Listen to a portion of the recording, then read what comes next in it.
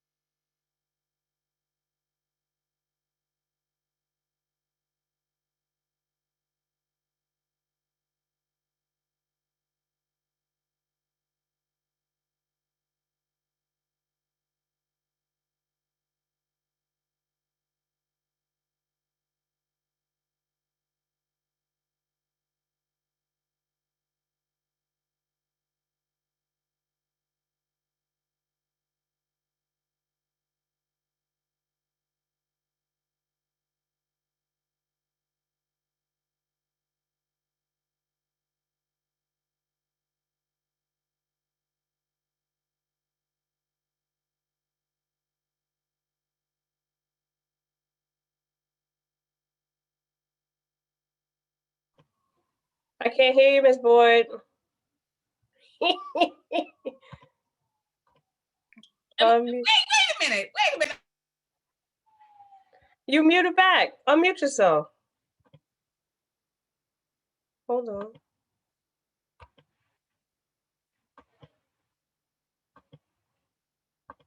Hold on. Unmute yourself.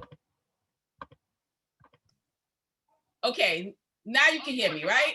Yeah. You were talking that whole time? I'm talking on the phone. Oh, I thought you were speaking and I couldn't hear you. Oh, okay. No, I'm talking on Gotcha, the phone. gotcha. I'm gonna go back to talking on my phone. Understood. Okay, got you.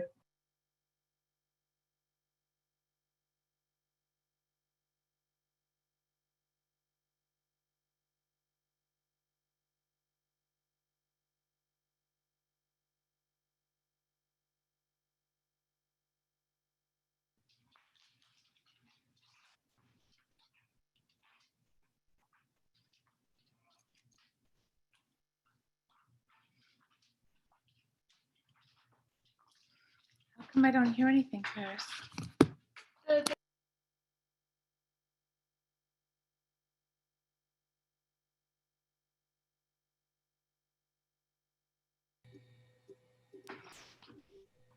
Everything is muted because it's unique. That's the rule.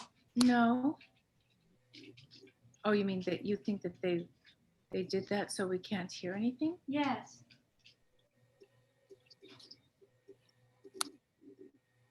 All participants are muted when they come into the space.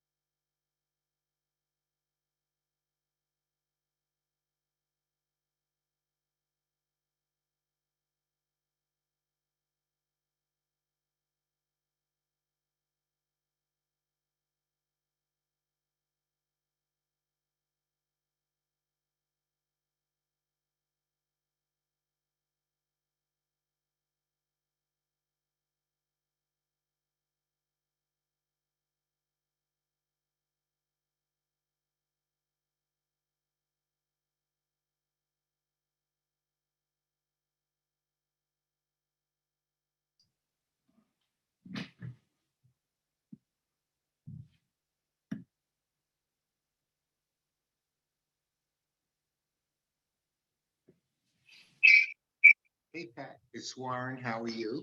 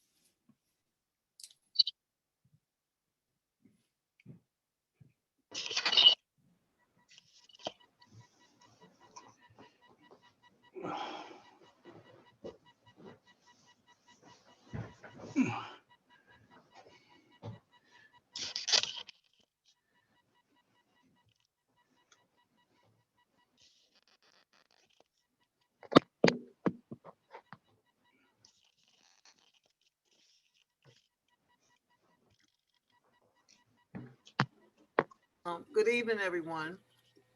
We're gonna wait for about another 5 minutes for people to come on.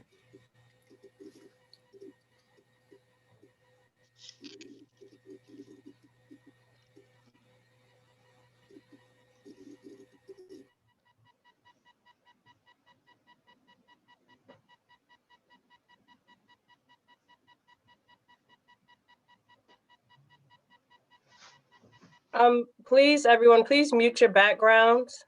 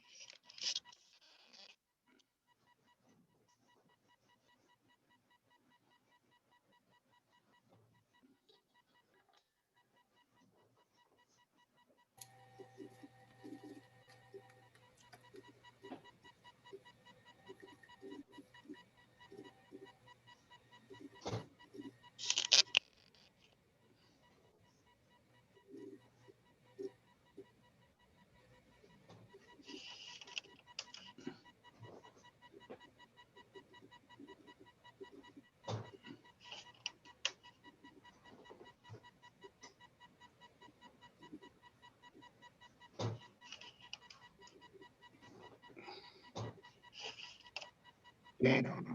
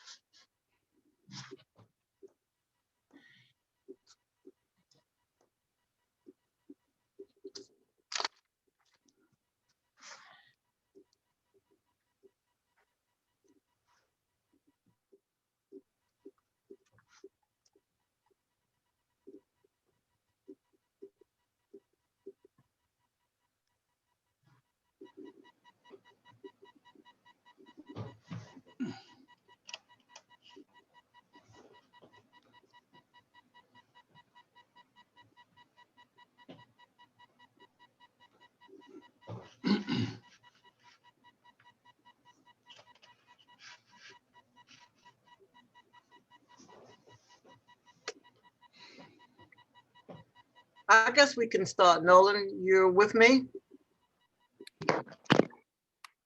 Yes, I'm here. Okay, what time do you have? 7:04.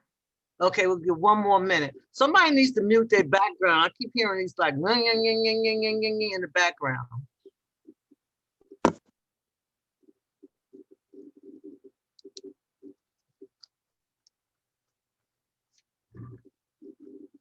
Somebody's parking and they're getting too close.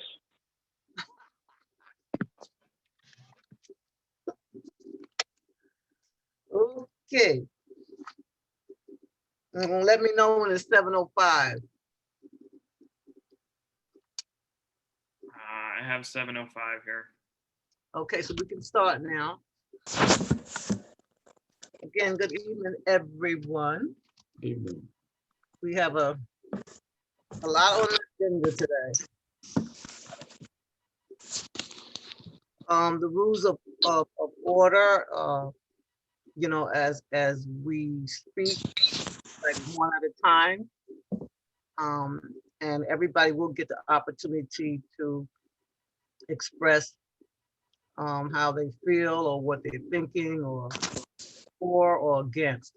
And I want to welcome all of my guests and my committee members.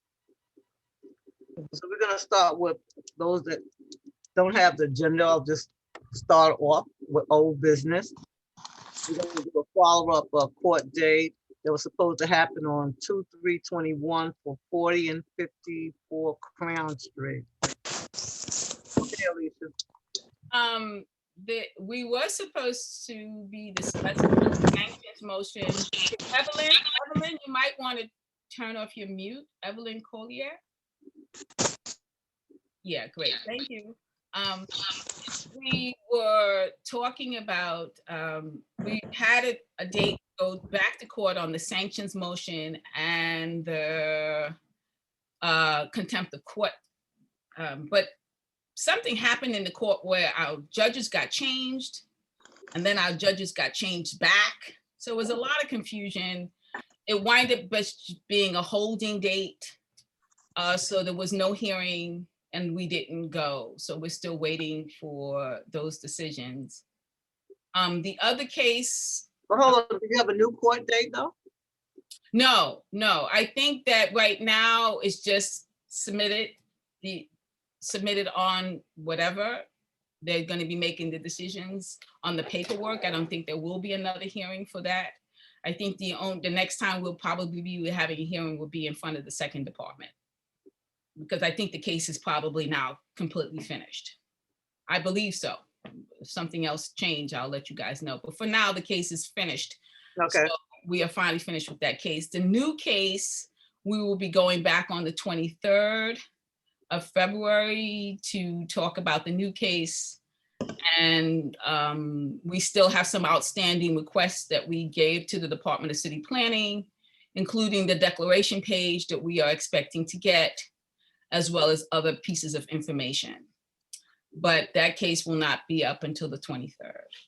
Okay, so when you say the new case, that's with 40 and 54 Crown? No, that's for the 960. That's the case that we filed the lawsuit, got the temporary restraining order, and as a result, we were able to win the fact that adverse effects will happen to the garden, because before that case was filed, the city was saying that no adverse effects will happen to the garden. But once we filed the lawsuit, and we believed that the lawyers took a look at the Department of City Planning's papers and said, no, guys, you're going to have to say the adverse effects will happen. And as a result, they did. So we won that concession for the community. So now, but we're still going back to the court because there's still documents that we're requesting that has not been given to us, as well as the issue of enforcing the new charter revision, where they have to provide information to the community 30 days before a project is certified. But the project was, as everyone knows, was certified last week. Great, thanks. Let's see, bill number 2186.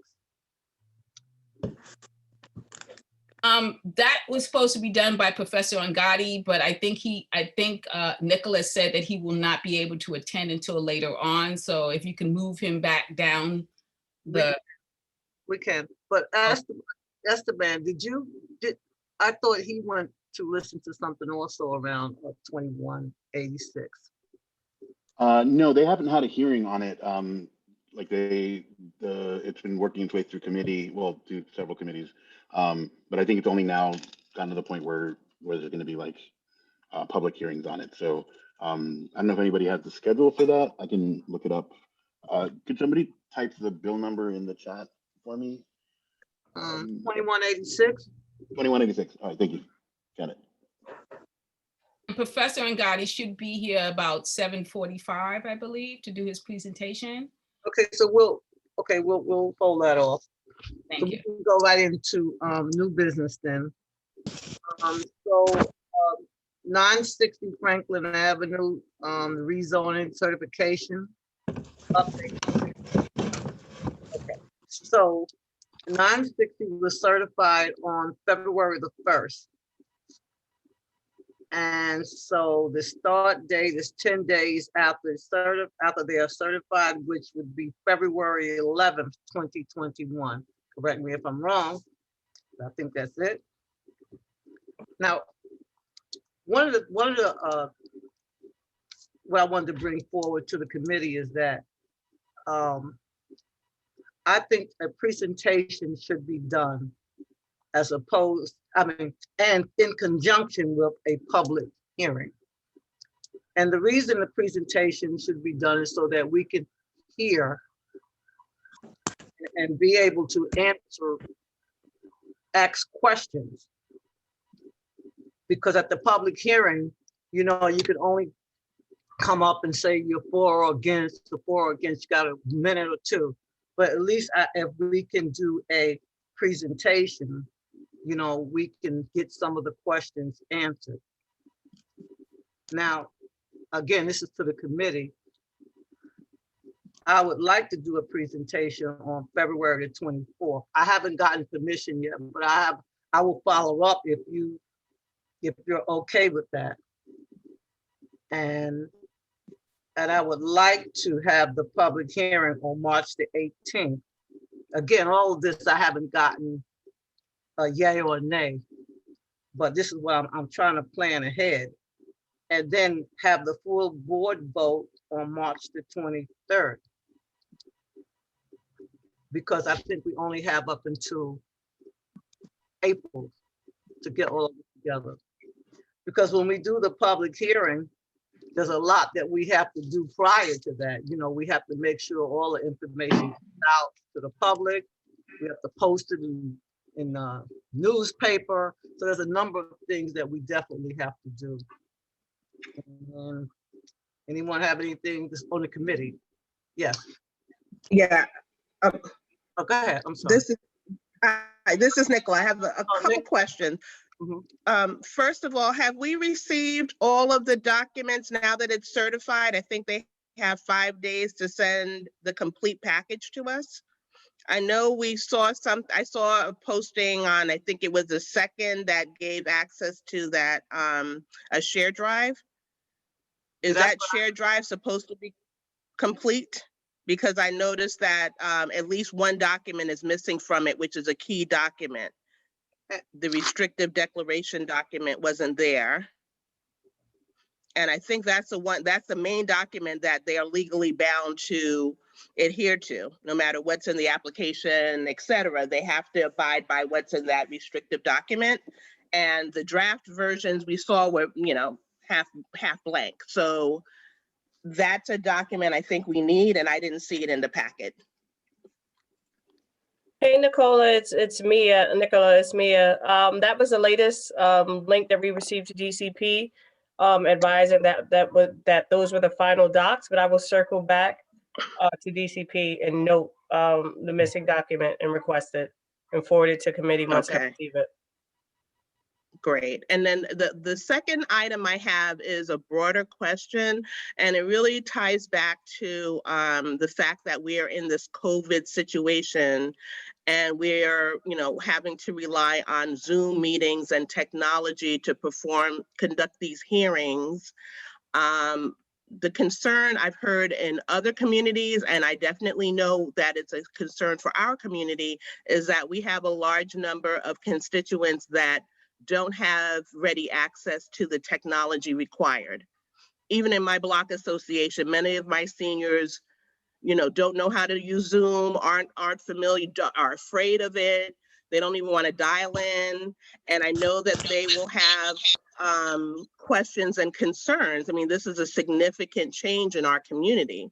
And so I think we need to push back on city council or DCP to provide, what are they going to do to make sure that our community across the board has the access that they would need to actively participate in this type of a hearing? I don't have the answer to that, but I think we need to push back and ask for that. Like, what do they plan on doing? Because if they're pushing this through, knowing that we cannot have face-to-face meetings right now, how they're disenfranchising a large number of our population, and the people that need the affordable housing are at risk of being displaced with this kind of large-scale development. And we want to make sure that their voices can be heard, right? Fred, do you have an answer for that? Fred? I don't know if I have an answer, but I definitely want to give a couple of comments with regards to some of the questions. Well, first of all, I want to apologize in advance. I probably will not be able to stay on for the entirety of the meeting, but I do want to thank the chair for giving me a couple of minutes to address the committee and the community. So definitely to the question with regards to that, I think that's something that's come up in other committees as well, with regards to access, how we're going to be able to do that. So I've had a couple of conversations with some of the chairs, including Ms. Moses for ULURP, part of what I'm trying to do is have a meeting with the chairs in terms of for ULURP, along with environmental protection, along with parks recreation, along with housing, in terms of, I think there are a number of points that we want to make sure we're touching on.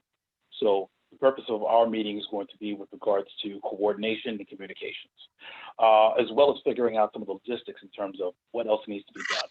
So definitely with regards to if there are still documents that are missing, I'm asking for all the committees to identify those.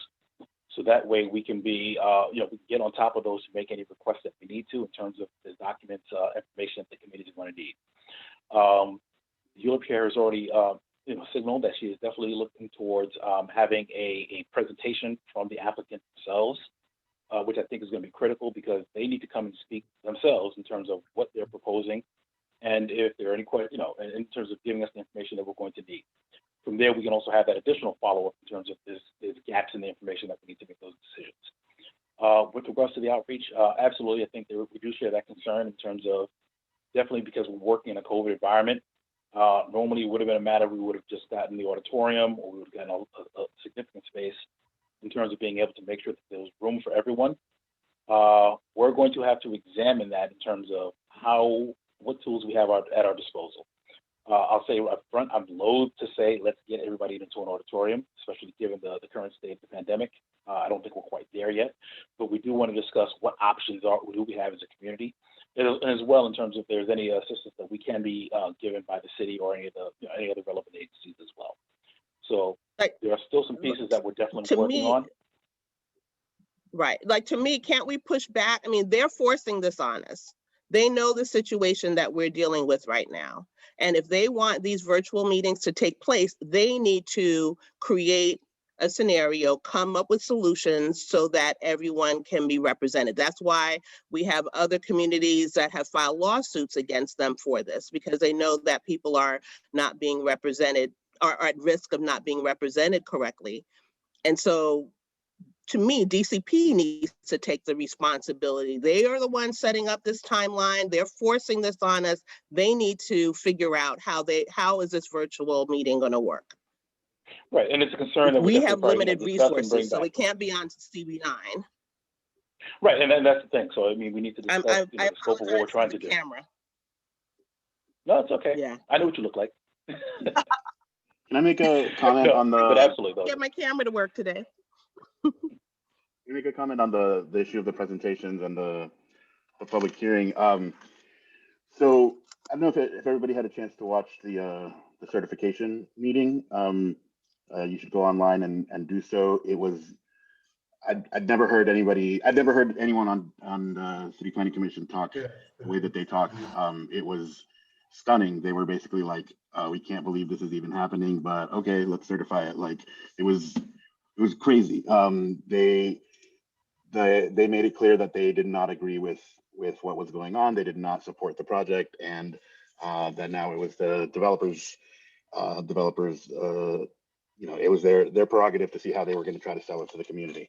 But they were clearly not on board, and that's very weird. But all that said, I think that we've made tremendous efforts over the past 2 years to try to get this developer to the table. And if we're going to allow them the opportunity to present, I think that we need to be very clear about participation and how community members will be able to participate. I also think that if you're going to have a 10 to 15 minute,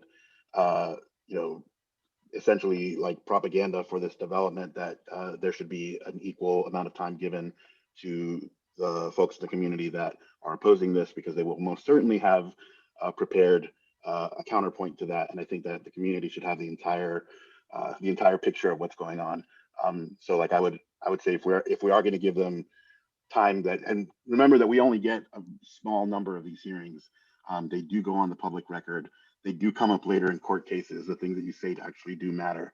So if we are going to be giving them, however much time we're giving them, then we, basically I don't think that that MTOP should have to split up, their presentation into 6 different people and like present it that way when we're giving the developer time, give the people that are opposing this project as well time, to make the argument. If we're going to hear all the arguments, then let's hear all the arguments. So. Well, what are you talking about now? The presentation, or are you speaking about the public hearing? Because a presentation is what people are going to listen to, and they're going to specifically ask questions.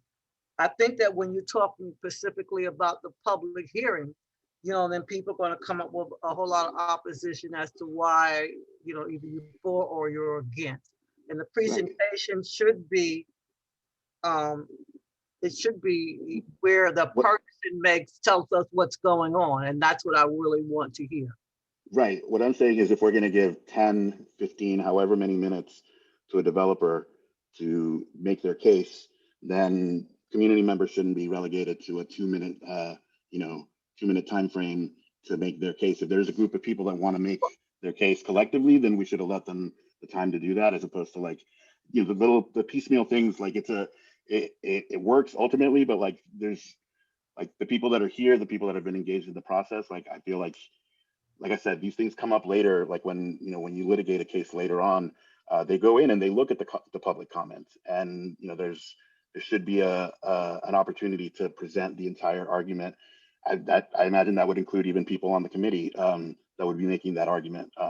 That's not why I really wanted the presentation. I wanted the presentation so that the people from the community could ask questions, because I hear what you're saying, but my point is that I feel that the people from the community should also be able to ask them specific questions.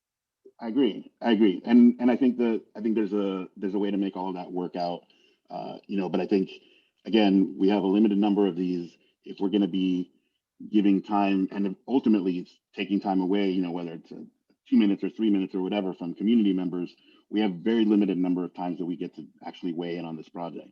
And so well, I don't want like an opposition between this and that. All I'm asking from the committee at this point is to hear what is being said. And then the community people, they have a number of questions.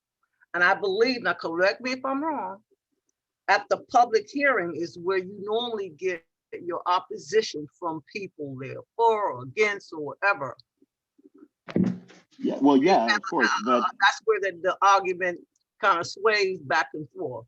But here's a question. Does the public hearing require that there be a presentation? Does it require what? Is that somehow, does it require that there be a presentation, or is that just something that we would be doing,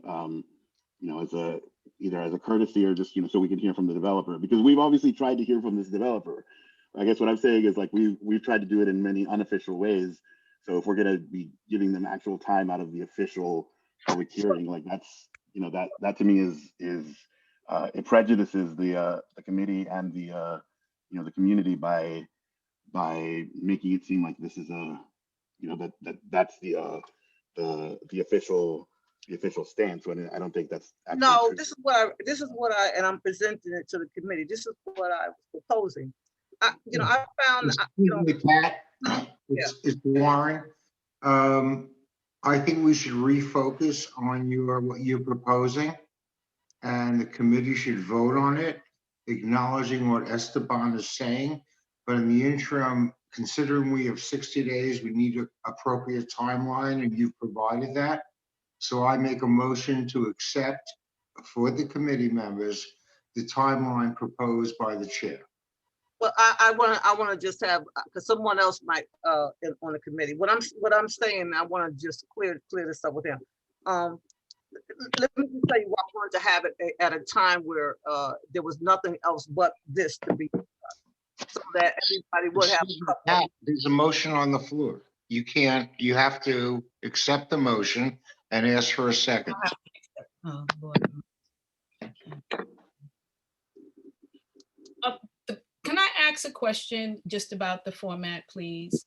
Not right now. Right now, we have a motion on the floor. Alicia, let us do our business, and then we'll ask you. Excuse me, Warren. Mia, could you please mute her for Robert Rules of Order violations? Why is Warren taking over the chairwoman's? I just put a motion on the floor. Let's Why? start with that. There is a process, there is a time frame. No, the process is right now. About the time frame. I have nothing to say. All I can tell you is that Warren, if you're you're not going with the meeting Okay, going forward, Alicia had her hand up before you made a motion. She had her hand up before you made a motion. you're not part So of the why wasn't committee. she recognized? She's asking the committee, not you. So what? She had her hand up before you made a motion, and she should have Ladies been and recognized. gentlemen, the chair would like to speak. Could everyone just mute themselves, please? Thank you. okay, Warren, I heard what you're saying, and I know that you want to put a motion on the floor. I was just having a discussion around the issue before I put the motion on the floor. I wanted to hear what people were saying. That's it. Now, Warren, I want to hear you. I wanted to hear what was being said before I put the motion on the floor. That's all. Ms. Moses, you have Ms. Boyd with her hand up and then Tara with her hand up with questions. Okay. One of the questions is if you're going to ask the developer to come to the meeting, you know, they tend to come and then we ask them questions and they never have the information that we want. They always say, oh, really? I don't have that. I'll get back to you. Oh, I don't have that. So one of the things we would like, if you don't mind, is we have a list of questions beforehand that we can submit.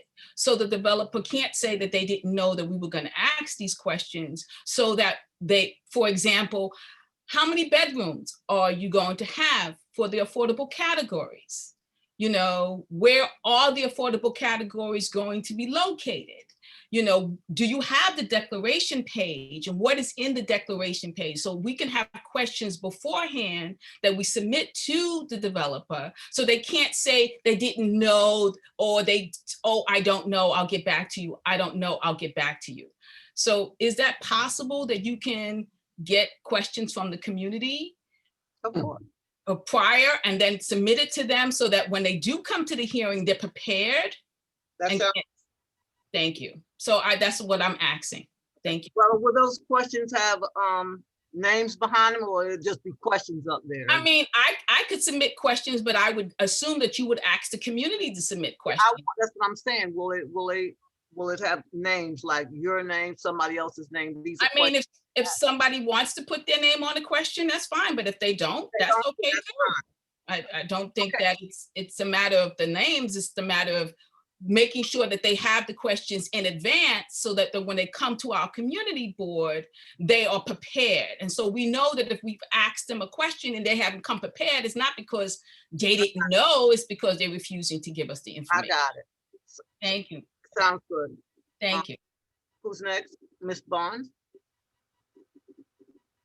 Thank you, Madam Chair. My concern, like yours, is the time frame. It's a very sensitive time frame. This is one of the biggest issues that will ever happen in our community. Having said that, last time and many times we've requested this essential information, I believe, restrictive declaration with all the details. How many apartments, how many bedrooms, what is the square foot? So before the presentation, I would think that we insist that we have that detailed information before the presentation. I would like to also, if there's any city people here that will speak to certainly the virtual, me like Nicola, my seniors in my block association or in my area are very concerned, and they don't have computers, they're not computer savvy, and it's a real strain on them. So one, could we tonight say, let us secure, if there's a person from city planning that could speak to these details. We simply asking how many apartments, what's the affordability, what's the square footage, is it a studio, 1 bedroom, 2 bedroom, and how are we going to handle the virtual aspect to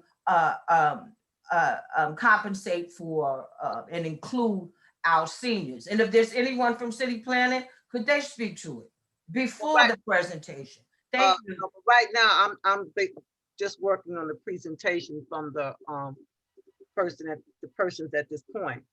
But before the presentation, could we get them to give us the information, secure that information? Because how are we going to ask the question if we don't have the details? Madam Chair, could you repeat your timeline? I got March 18th and March 23rd, but there was one before that. Right now, the presentation date, and again, I haven't confirmed anything. I wanted to have them do the presentation on February the 24th. Okay. At 7 p.m.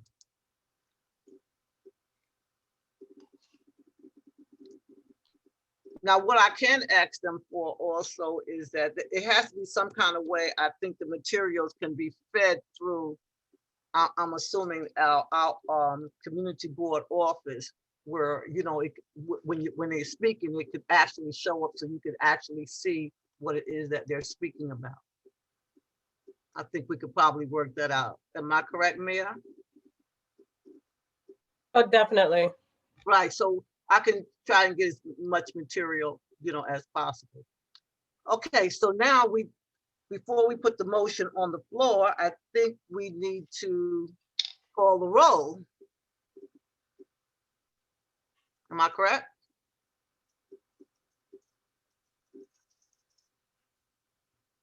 Yes. Okay. Nolan? Is this just for general attendance or in terms of the motion? Well, it's gonna be, I mean,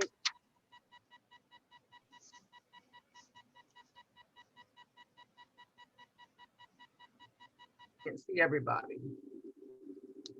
What's that? Sorry, Yeah, we need to take attendance so that when Warren puts the motion on the floor, we have a quorum so we can vote on it.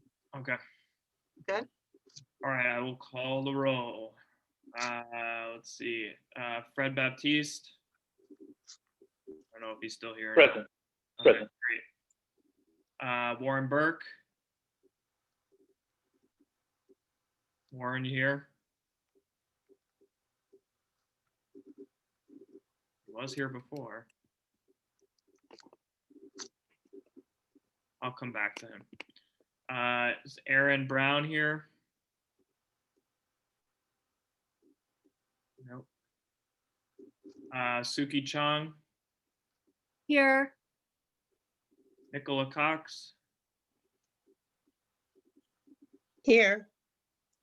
John Craver, Here. Esteban Huron, Here. Nolan Levinson, I'm here. Patricia Moses, Yeah. Thomas, Here. and Richard Villabrea Jr. Is Richard here? No. And I'll do another call for Warren. Is he still here or did we lose him? No. I don't see him. I don't see him.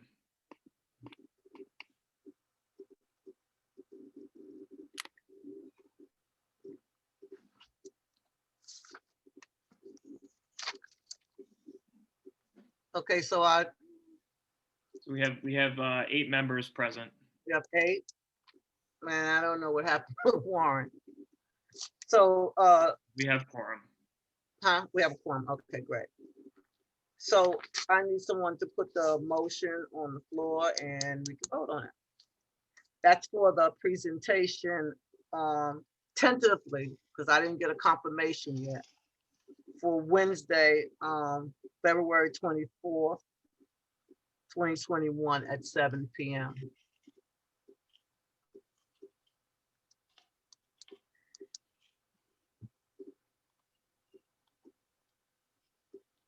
Hello? I gotta get a motion there. So moved.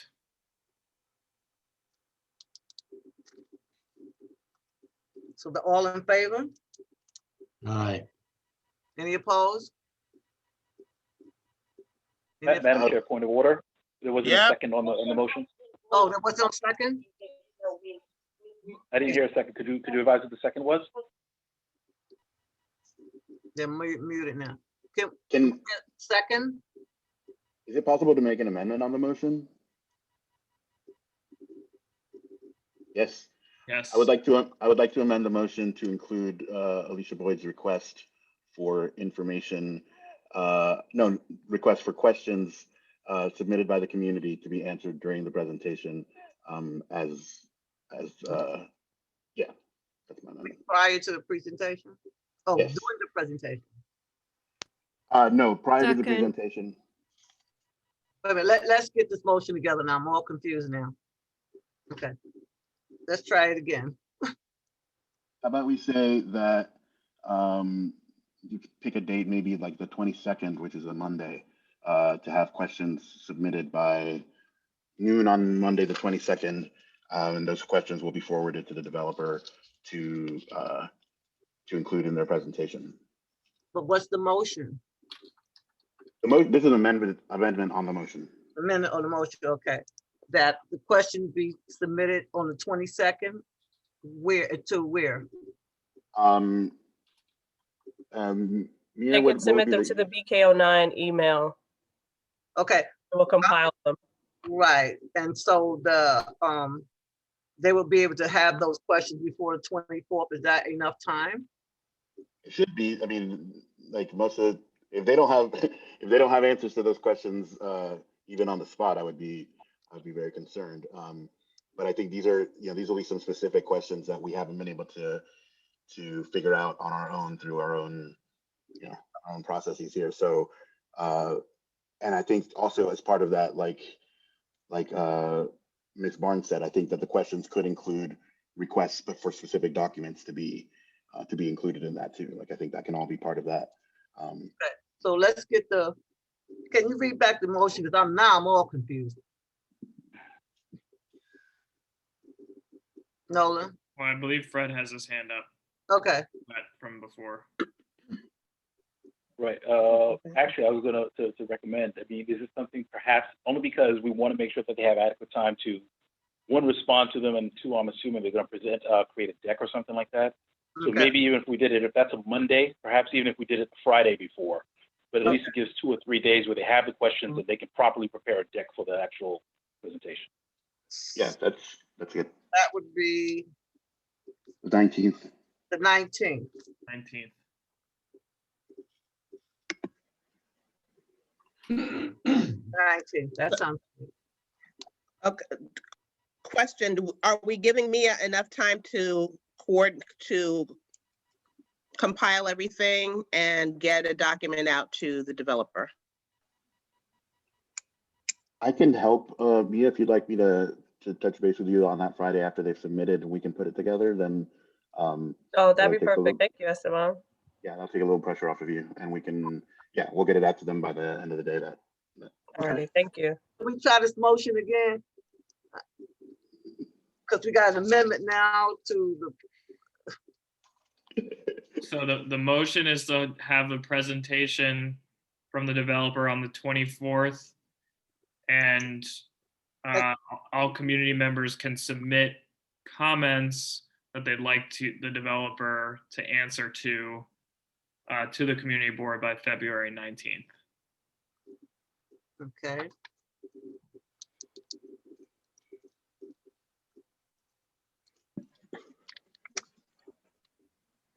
So did we second that motion? Did we?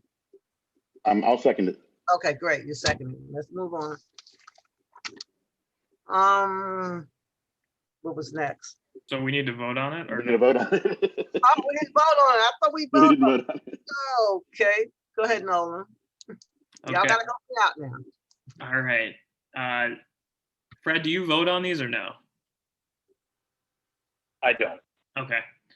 We could just, Or do you want to do a Unanimous consent? yeah. So I guess all in favor? all in favor? Aye. Aye. Any noes? Any opposed? Okay.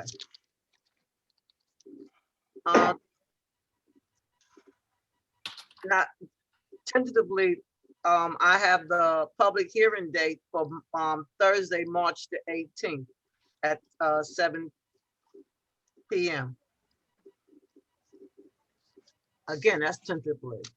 So should we vote on that, Fred, or can we just tentatively put it just right now as that day? Because I haven't gotten any confirmation on anything. Should we put it in motion or no? Do you have another ULURP prior to that? It's, yeah, in the early part of March, but I was going to Okay. table that because I think it would have been March the 9th. But I think that we need to get all of this, at least get it started. Right. And I mean, if you want, Hmm? yeah, my suggestion is if you want, you can leave a placeholder with the office for the date and just see how things play out, because I think you'll be able to have a couple of other meetings. You'll probably also have it sounds like you're going to have the presentation by that time, so you'll Right. be able to kind of judge what dates you need or if there's any other activities you need. So I think you have a little bit of time. But if you just let Mia know that you want to hold that date, you can at least do that on the calendar. Check I want to tentatively hold March 18th. I didn't want it to be, and I know people have other concerns. And I understand what you're talking about in terms of the community not being able to come online. But but if we don't plan and then we kind of get pushed into April, and then there's a lot of holidays, it's Easter and all that coming up right at the beginning. So we'll tentatively hold that. And then also, this is a lot of information to digest. And even someone in the chat mentioned that we may need to have more than one hearing, because I've been involved in this, and I have a hard time understanding everything that's about to hit us, much less someone that's been completely absent from these discussions. I think it's going to take the public time to really digest this and come with their concerns. This is why I wanted to do the presentation. That will give people almost a month, to kind of digest it and, have other questions that they want to ask about at the public hearing. That's why I wanted to do it in advance. Now, I don't know if this is going to work out, but that's what I would like to do. And then on the 23rd, we can still hold that. No, your board meetings on 23rd. Am I correct, Fred? Correct. Okay, so I wanted to do at your full board meeting on March the 23rd. I would have hoped that the full board could take a vote, whether they're for or against, on the 23rd. Those are just tentative dates that I'm putting out there to plan ahead. No, it makes sense. Anything If I could, Hmm? I was going to say, if I could offer this as well, because you do have another ULURP meeting coming in as well, which will come after that meeting, you can actually dedicate some of that time if you wanted to have additional questions, or either the whole session you can dedicate to that, or a portion of the session in terms of follow-up questions. So you do have that already built into the schedule if you wanted to do some additional stuff. And I just offer that to the committee. It's an option.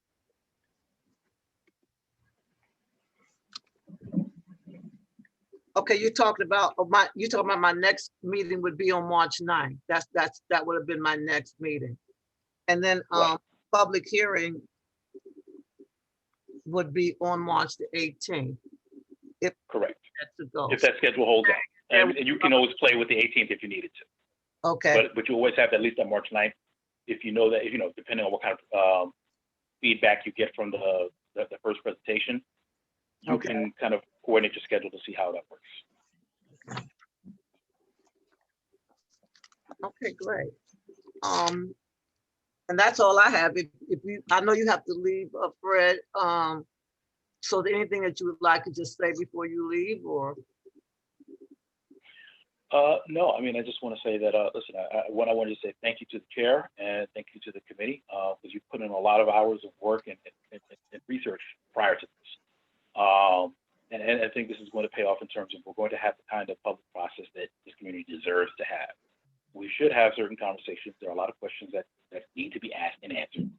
And this is going to put us in a position as a board where we can make an informed decision. I think at the end of the day, that's what we really want to make sure we can do. If anybody needs to, so I'll definitely be speaking with the chair, along with the other chairs.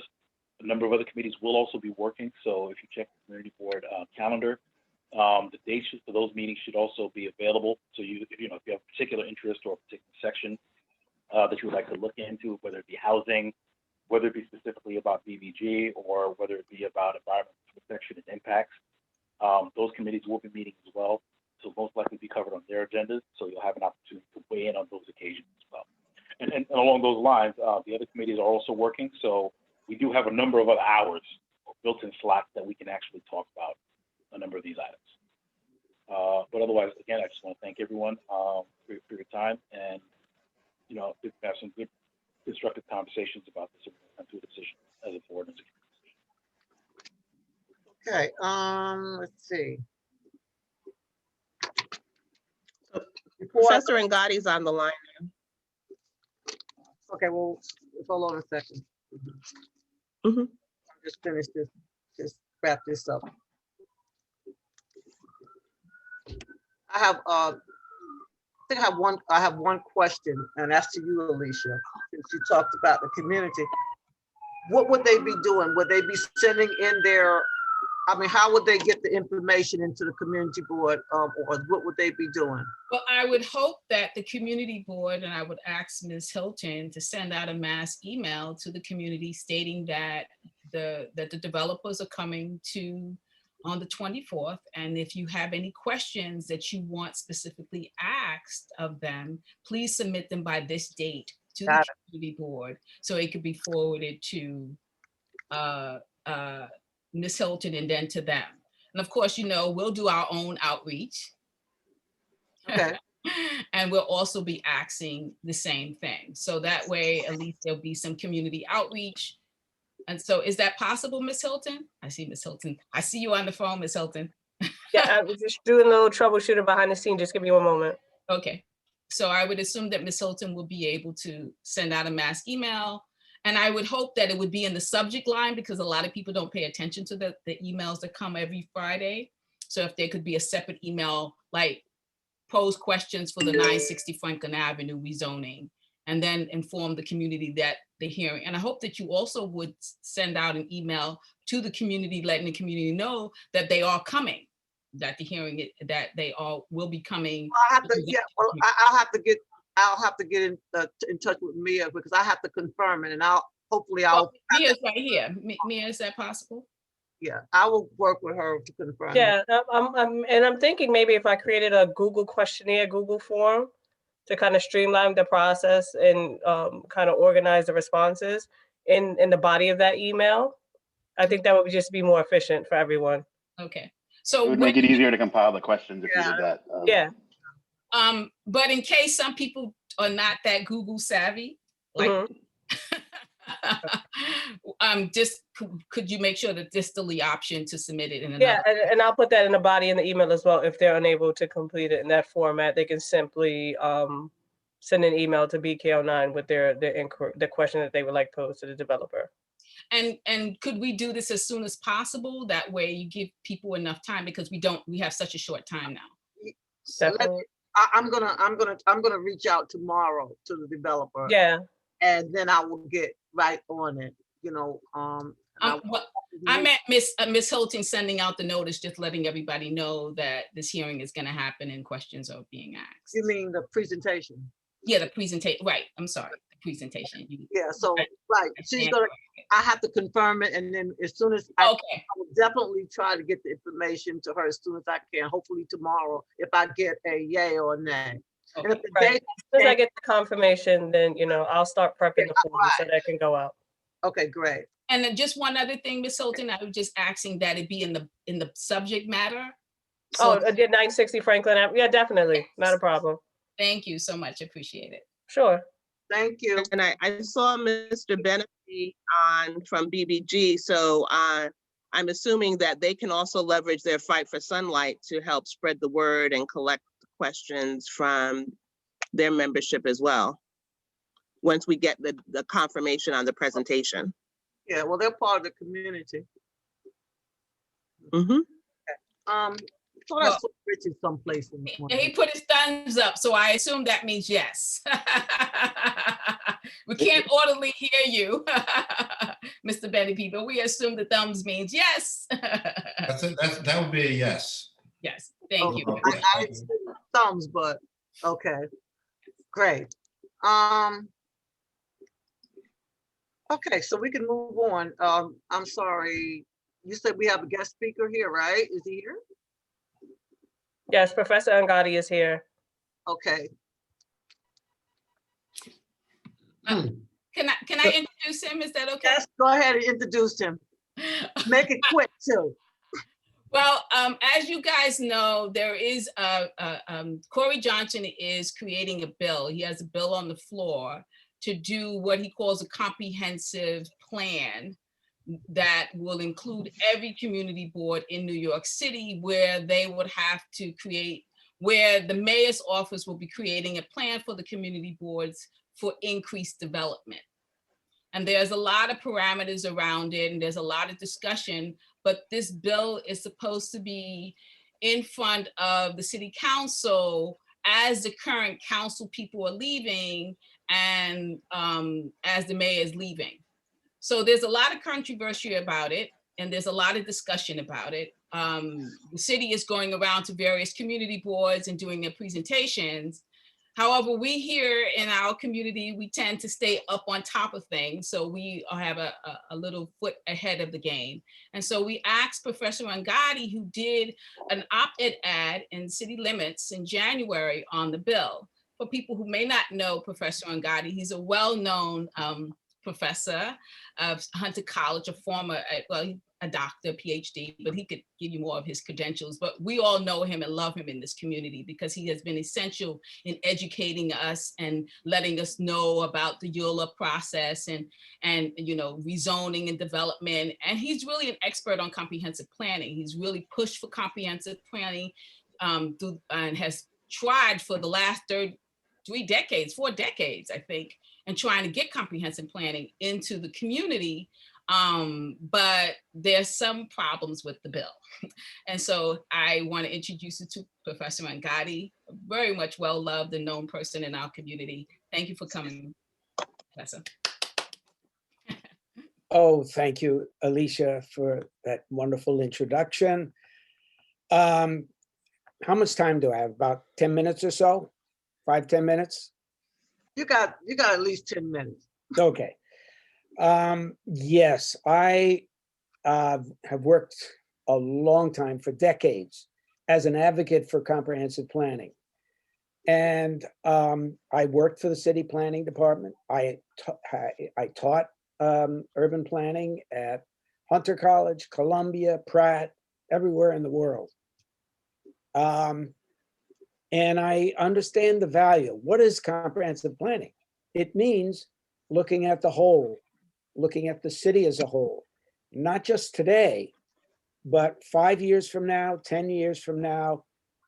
What do we want to be? What do we want to have? What do we need as a city? New York City is the only major city in the United States that has never had a comprehensive answer to that question. A long-term look at where is the city going? What are our capital needs? What are our service needs? What are the inequalities within the city that have to be rectified as new development occurs, as problems arise, and so forth? So I've testified at many public hearings before the city council, in the mayor's charter revision hearings for comprehensive planning. But I added something to it, which I think is an essential companion to the proposal. It's called community planning.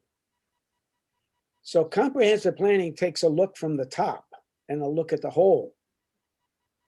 But we are a city of 8 million people, 5 boroughs, 59 community districts, 59 community boards, and each one has their unique characteristics, problems, issues, needs, and one size does not fit all. And so community-based planning has been, for me, an essential part of the whole process. That's what's missing in the city council's proposal. It's all top down. There's no bottom up. The citywide planners will come up with a set of 3 alternative growth strategies. That's the other problem I have with this. It's all focused on where to put growth. Now, I'm not against growth. growth is fine, but what do you mean by growth? And where is the growth going to occur? How is it going to occur? Well, the city planners who put this together said, well, we're gonna come up with a strategy that allocates growth to every community board. Now, in principle, what's wrong with each community board having its own strategy for growth? But as you all know, as I know in my neighborhood, it's not only growth that we care about, it's preservation that we care about. It's the schools that we care about. It's traffic. It's everything that is part of the quality of our life. Everything that meets our needs or addresses our needs. So to only have a strategy that is focused on growth is not good enough. And to only have a strategy that's put together at the citywide level by the Office of Long-Term Planning, which is under the mayor's office. And the mayor's office needs to have its strategies, but we have 59 community boards, and each community board needs to have their. Let me just sort of finish with another really important part of the story for context. Community boards were created because there was no voice for communities in city planning decisions. 1977, the Uniform Land Use Review Procedure, ULURP, was created. It didn't come out of the blue. It followed the civil rights movement, the demands by neighborhoods to have a voice in decision making. And in 1989, the city charter was again revised because many communities set out to do their own plans. Community-based planning didn't just start yesterday. It began over 50 years ago, and it started at the grassroots. It started in the environmental justice movements. It started in many community boards too, who decided they were going to go out and develop a strategy for their own communities because the city wasn't doing it, or the city was doing something they weren't satisfied with. So community-based planning has also come up from the grassroots, and it's needed because it fills a gap. We have a very large city, 8 million people, 59 community districts, very complex agencies that are all under the mayor. We have a very strong mayor system. So we also need the balance. We need to have some balance in power. And I have been, as long as I've advocated comprehensive planning, I've been an advocate that community boards have staff and have a planner on their staffs. And by the way, that was in the 1989 charter revision. Every community board should have a planner. But you know what the mayors have done is they've skirted that whole thing by saying, well, you can go to the city planning department and you'll find city planners and they'll answer any questions for you. That's not good enough. Every community board needs to have a planner. Every community board needs to be able to do its own plan. Does it have to be, does it need to be a plan that's entirely independent of the city's plan? Absolutely not. There needs to be planning at multiple levels, at the community board level and at the citywide level. How do you get the two to work together? You don't do it by having a comprehensive plan that starts at the top and in which community boards don't have a definitive, incisive role in preparing that plan, modifying that plan, and making sure that it meets their needs. Is it going to be easy? Absolutely not. But you know why the city council wants to do it this way? Because that's the easy way. That way, you start at the top, they come up with their plan, and then you stuff it down the throats of 59 community boards. And that's going to leave us right back to where we are today. An imbalanced system with not enough, and I guess I would just end with something I sort of hinted at before, that this is an equal rights question. It's a civil rights question. Just as the demand for community control of schools was a central demand of the 1970s, so was community boards. Community boards for all community districts throughout the city, and not just the boards who could afford to pay for studies and pay for a planner. So that's where my criticism comes from. And I have talked to my friends and former students who have been working on this proposal, because I think it's so important that the city get this right. But to do it the fast and easy way and pass a bill that leaves out one of the most important elements in doing planning, I don't think is right. So there's time to change it. There's time to get out and to make noise and to demand changes in the proposal. I am not in favor of just dropping the whole idea of comprehensive planning, but I am in favor of dropping it if it doesn't include community planning.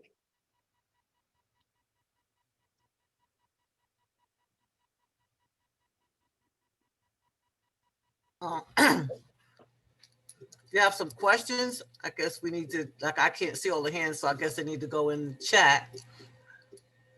If you Okay. can. You want me to? Mia, you can help us out with the chat.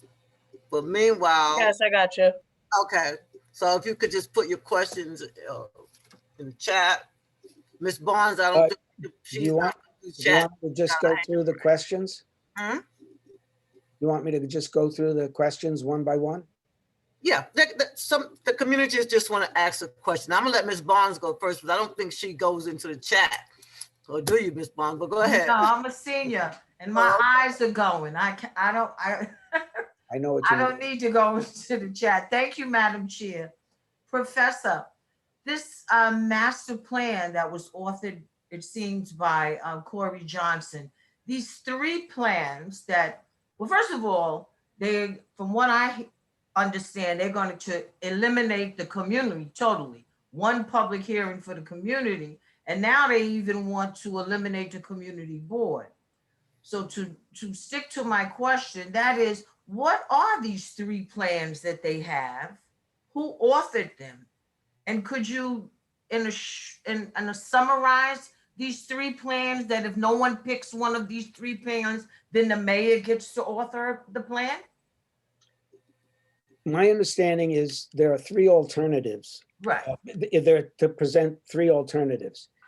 And they focus on growth, because they imply, but they explicitly say, one is an alternative with a high growth rate, one with a low growth rate, and something in the middle.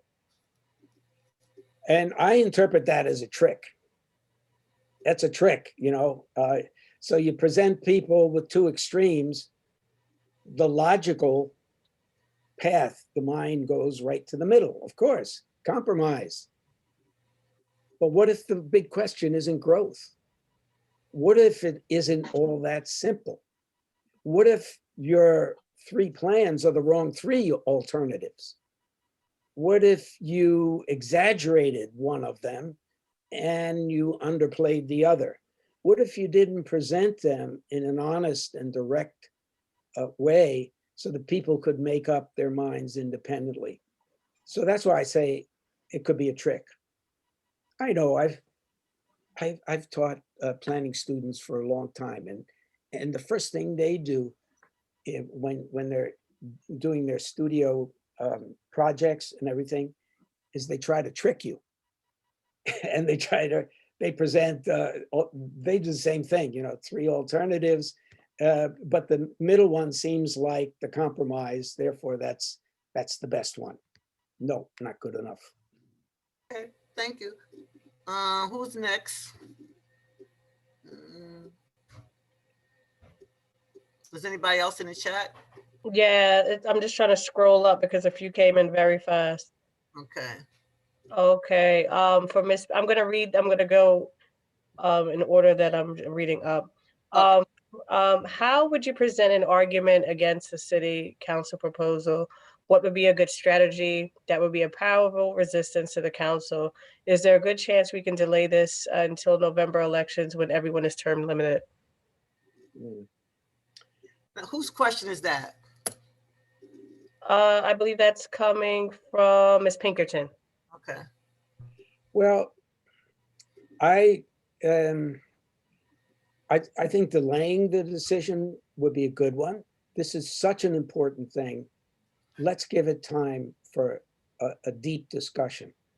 Let's have the mayoral candidates. Let's have the city council candidates express their views on how to do this. Let's not rush it through, but let's not drop it. Okay. Got it. I have a question in the chat from Nicola.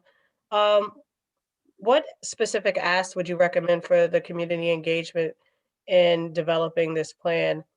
I am suspect of the community developing a plan that then sits on the shelf while DCP then implements the plan they already developed. Hold on. That they've already developed for the community. Well, as some of you know, I wrote the book on community-based planning. And in 1979, in 1989, when the city charter was changed, that explicitly gave community boards the ability to do their own plans. And they're called 197A plans for section 197A of the city charter. I was among a small group of professional planners that worked with community boards to do their own plans and to do the first generation of officially approved 197A plans. The problem is nobody does them anymore for a very good reason. The city planning department files them away and says they're just plans. And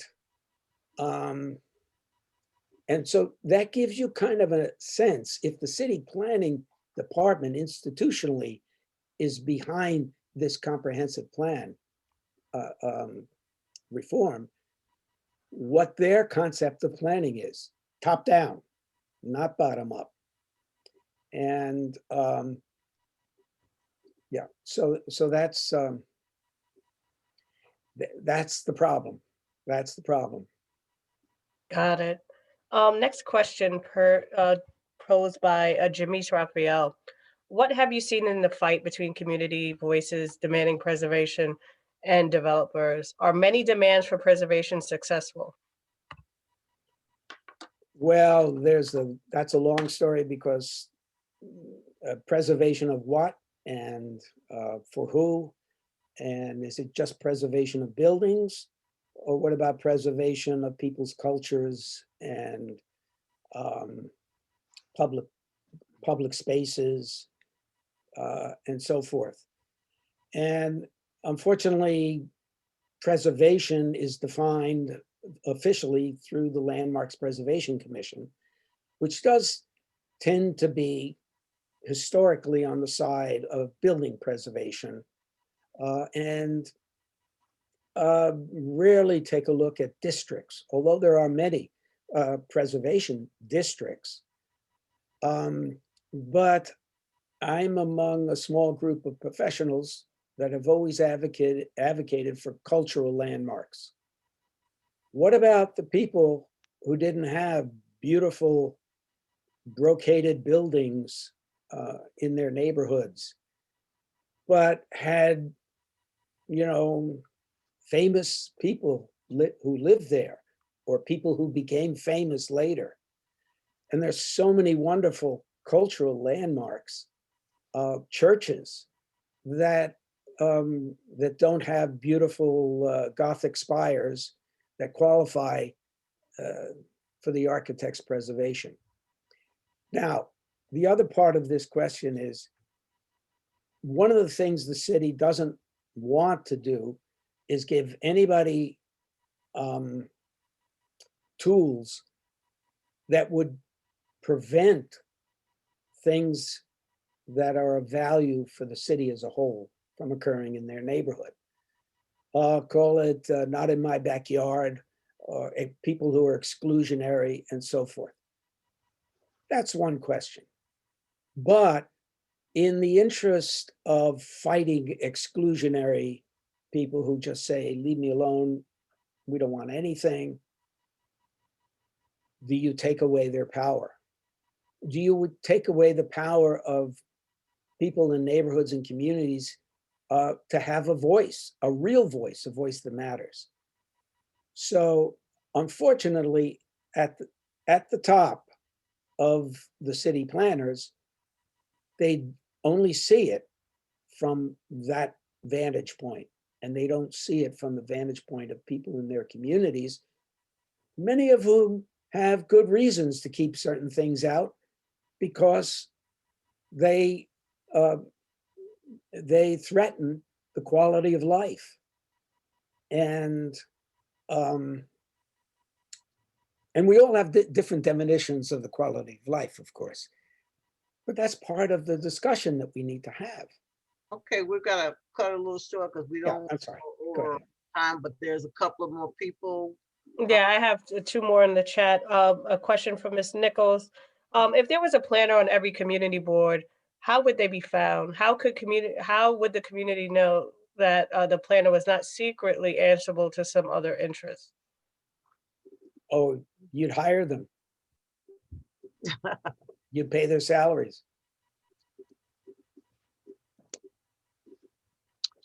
Okay. Yeah, somebody else. And I mean, community boards need to have bigger budgets. They need to have more staff. You realize the average community board is the size of a municipality in upstate New York that has a budget 5 times yours. Right. So true. I have a question in the chat from Ms. Boyd, and I guess a statement and or question. Communities and residents all over New York are complaining, expressing concerns about climate change, water pollution, sea level rising, air pollution, reducing energy use and wasting energy use and waste, protecting public green space, etc. In your opinion, hold on. In your opinion, Yeah. Paige, you actually mentioned that comprehensive planning can actually undo and replace antiquated and unsustainable environmental policies that could address these concerns. Does this bill do that? And if not, what changes can be done could be done that it would? The bill would create the possibility of addressing, questions of resilience, environmental justice, but not explicitly by itself. It's not enough.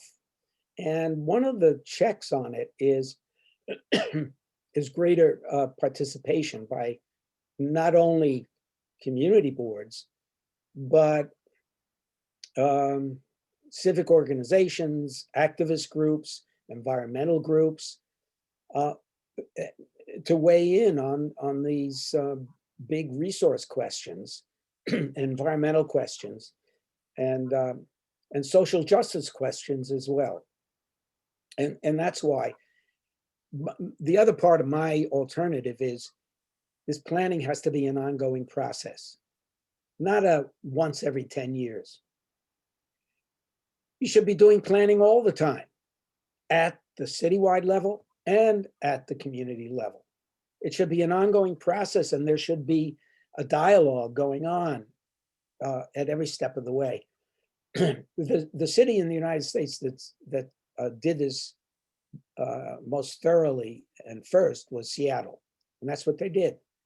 They had concurrent plans going on at the community level and at the citywide level. Gotcha. I just have, Chair, we have about 2 or 3 more questions in the chat. Do you want to? Yeah, I'll listen to it, but somebody has a hand raised. That Tom with his hand raised? Yep. Huh? Oh, Tom, yeah, Mr. I Thomas. don't think he could do chat, so I'm gonna let him Understood. go in there. Ms. Boyd, is your hand back up, or that was from earlier? Back up. Okay, got it. I Thank you. think other people, because I'm gonna, at 8:30, I'm done. Go ahead. Tom? Hi. So my resume is pretty much the same as Tom's, and I've reached the same conclusions and come up against my students frequently in the past. I just like to comment on the pig in the poke aspect of this. Taking 3 alternative plans from a central agency and picking one is not a good idea. But there is also the issue of what comprehensive plan means and what piece of it do you want. I think we as a community board should not give away land use decisions and the nebulous thing called character of the neighborhood. You don't want to be picking a plan that somebody else decides. On the other hand, we have pretty much no interest in water and sewer master planning, little interest in transit planning, but the essence of what's important to us is what happens with our zoning, what happens with the character of the neighborhood, the notion of a 40-story tower and eliminating the utility of the Brooklyn Botanic Garden is within our purview, I think. So there are some parts of comprehensive planning that, okay, you do it. But there are other parts of comprehensive planning that we need to generate from ourselves and not select from somebody else's menu. Okay, so that's a statement. Okay, who's next? I'm sorry, was that a statement, right? That was not really a question. Well, the question is which issues do we want to carve out for ourselves? No, I agree. I mean, there are a lot of things, and this is where a top-heavy city administration really, really can go off the rails. There are a lot of things that you know about your neighborhood that I don't, and that I know about my neighborhood that you don't. Okay, let's start with that understanding. And there are also a lot of things, and there are differences within our neighborhoods, but there are also differences within government, by the way. So, yeah. Okay, you said we have 2 more questions? Yeah, it's a few at this point. The next up is a question from Debbie Stoller. It says this plan was announced on the exact same day that many community groups held a protest in front of City Hall against rezoning, the way that they are done, rezonings the way they are done now. Communities are stating, hold on, oh no, my scroll, hold on. Sorry about that, hold on, guys. Eek. So, excuse me, against rezonings the way they are done now, communities are starting to have some success. Do you think that this specifically, hold on. Oh my God, I'm sorry. This is like scrolling, super scrolling.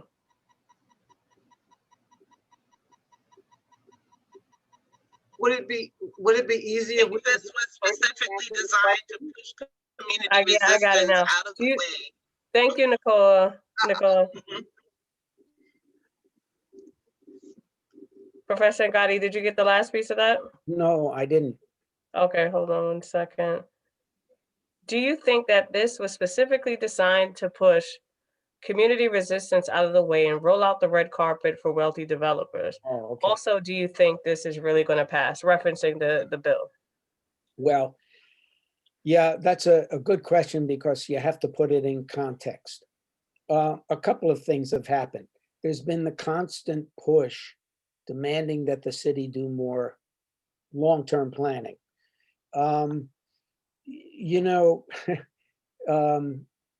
our Hurricane Katrina, Sandy,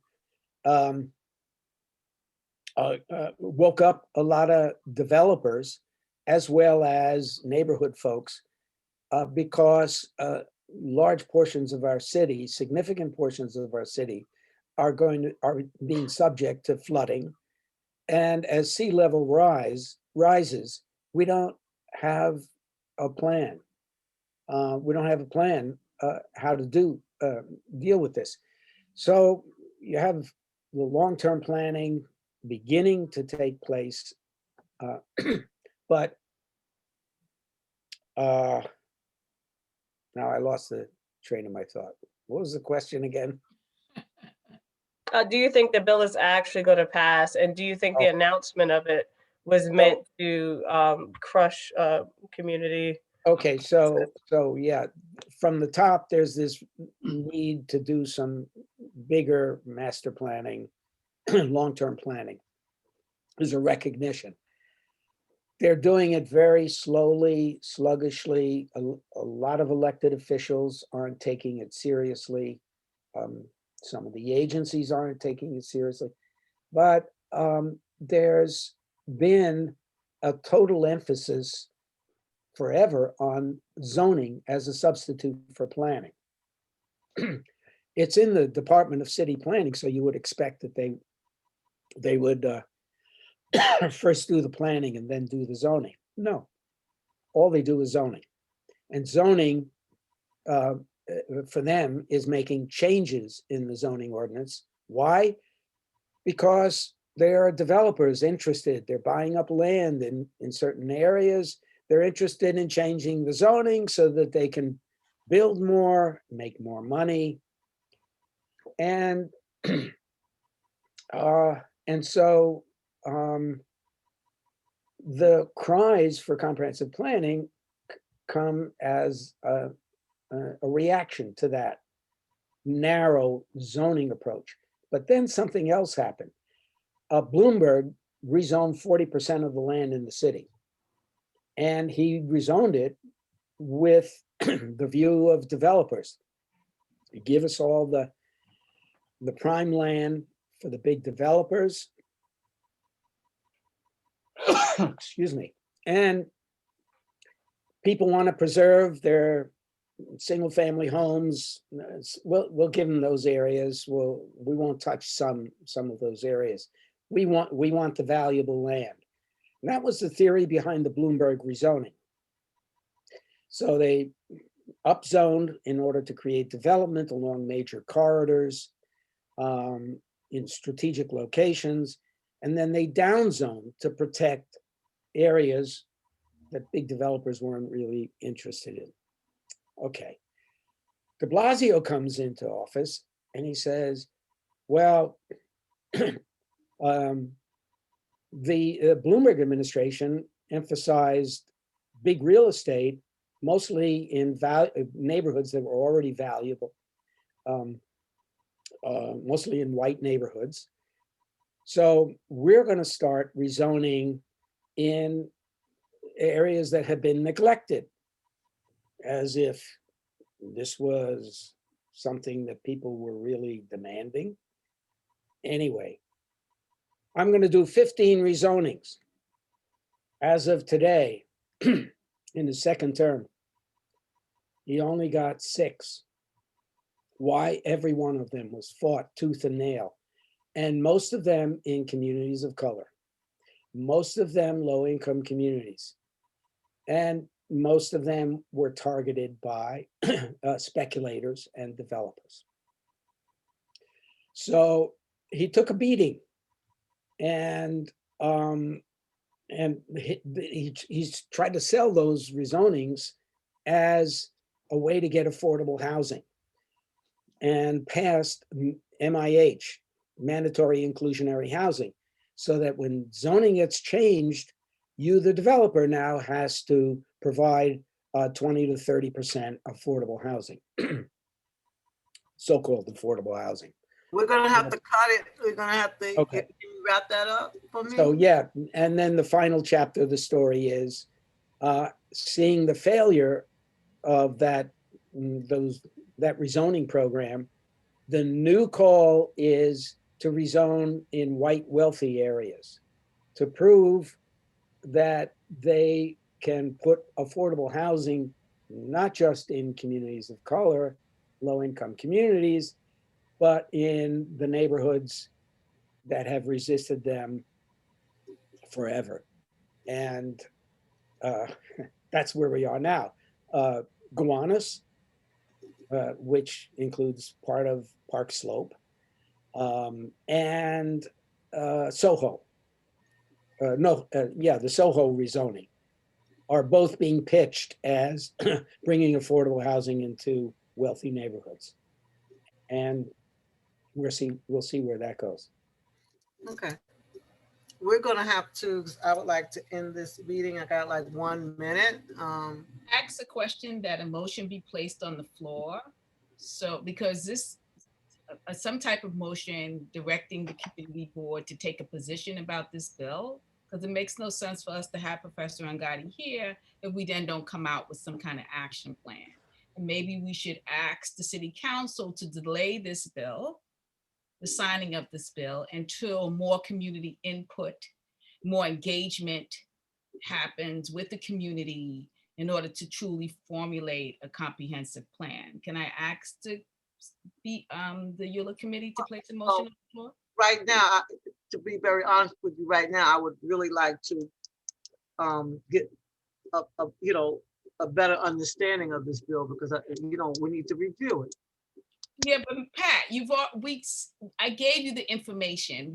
We talked about this last month. They're trying to pass the bill in April. We don't have a lot of time. We have the ULURP process. Come on, guys. We've given you all the information. Now we have the presenter here. I mean, if we don't act, what more do you need? I mean, it's a top down. You got 3 bills. It's not that difficult. You got 3 plans the mayor's gonna choose. You have to choose one of the plans. If you don't choose it, okay, the mayor chooses it. What happens is even though we vote here, we have to bring it in front of the entire board. So let's not our decision. Right. So let entire board. Right. So let a decision come from the ULURP, asking the board, after having reviewed the bill and having Professor Angadi do the presentation, that we put a motion on the floor that the board send a letter to the elected officials and the mayor and the city council that this bill should not be passed until it has community engagement in its formation. So moved. So you guys are board members. I'm asking the ULURP. I can't, because I'm not a member of the ULURP committee. I'm asking one of the members of the committee to place a motion on the floor.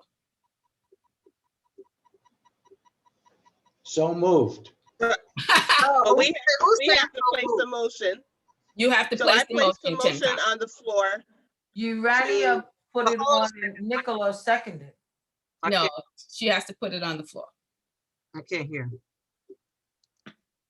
So I put a motion on the floor to send a letter to our city council person, Lori Cumbo, and the city council that this bill should not be passed until there is more extensive community engagement incorporated into the bill and a thorough process for communicating how this master plan would work. Seconded. But this has to be, well, you didn't say it has to be brought forward to the entire board. We cannot, for a vote, we cannot say that it should be done. We have to bring it in front of the board for a vote. Okay, so you passed, Okay. so you passed a motion for the community board to send a letter to everyone saying exactly what Nicola said.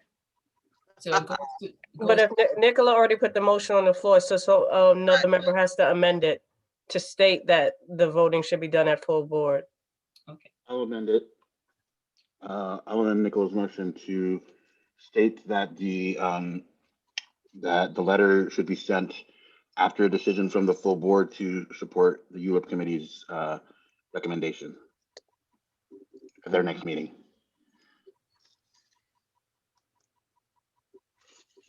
I think I'm gonna take a vote because I can't tell who's here and who's not.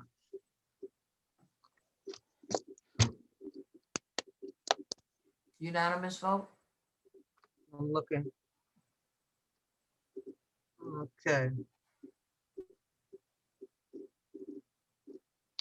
I think, let me do a roll. Is my, Do Nicola, you want me to call it? yeah, we're gonna do the vote. Yeah, just call the names and we'll vote yay or nay. Hopefully we'll have a form. I'm not sure if we do. Okay, so Warren Burke, Suki Chong, Yes. Nicola Cox, Yes. John Craver, Yes. Esteban Hiron, Yes. Nolan Levinson, yes. Patricia Moses, Yes. Thomas. Yes. Okay. So that's 7 yeses. And that's all of the members who are present right now. So, I have a quorum. yep. Okay. So Thank you. thank you, Professor. I want to thank you for coming out and spending time with us. Thanks for inviting me. We definitely appreciate it. Yes, we do. And it was definitely, I really have to now follow up a little bit more and read myself as to what this bill is really all about. Because I know that they do, city planning, there's plans every year, but I'm not sure exactly what the difference is. And I think that it's something for us to really think about. And again, I want to thank all the community people. We have a lot of people here, like about 60 some odd people. And I want to thank you all for coming out. And we're going to get like really busy. There's so many things going on at once. So just bear with us and we're going to definitely try to keep up. And again, I couldn't do it without the community people and my committee members. And Nolan, definitely not without you, because you keep some excellent notes for us and I appreciate it. And I want to say good night to everybody and I'll see you at our next, wait, let me just say something. Our next scheduled meeting that for us is supposed to be on March the 9th. Right. But again, if I get a confirmation tomorrow, we're going to be meeting earlier and everybody will know if we can have that presentation on the 24th of February. Again, thank you. Good night. Thank you. Right. Thank you. Good night, everybody. Thank you. Good night, Good night, everyone. everybody. Bye. Good night. Bye. Bye. Bye.